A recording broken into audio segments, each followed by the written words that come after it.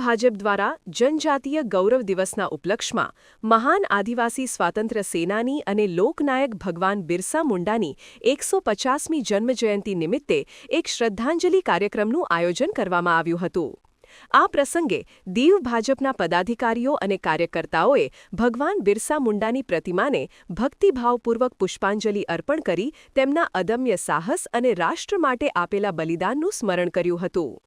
આ કાર્યક્રમનો મુખ્ય હેતુ ભગવાન બિરસા મુંડાના જીવન અને સંઘર્ષમાંથી પ્રેરણા મેળવવાનો તથા આદિવાસી સમુદાયના ઉત્થાન અને રાષ્ટ્ર નિર્માણમાં તેમના મહત્વપૂર્ણ યોગદાનને યાદ કરવાનો હતો.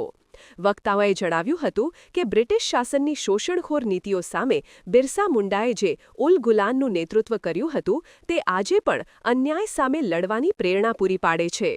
આ દિવસ આદિવાસીઓના અધિકારો, તેમની સંસ્કૃતિ અને ગૌરવ પ્રત્યે જાગૃતિ કેળવવાનો પણ એક અવસર છે.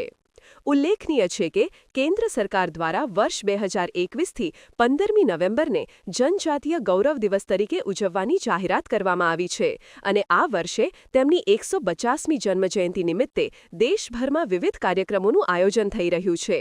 પ્રધાનમંત્રી શ્રી નરેન્દ્ર મોદીએ પણ ગુજરાતના ડેડિયાપાડા ખાતે આયોજિત મુખ્ય કાર્યક્રમમાં ભાગ લઈને ભગવાન બિરસા મુંડાને શ્રદ્ધાંજલિ અર્પણ કરી હતી અને આદિવાસી સમુદાયના વિકાસ માટે કરોડો રૂપિયાની પરિયોજનાઓનો શિલાન્યાસ કર્યો હતો.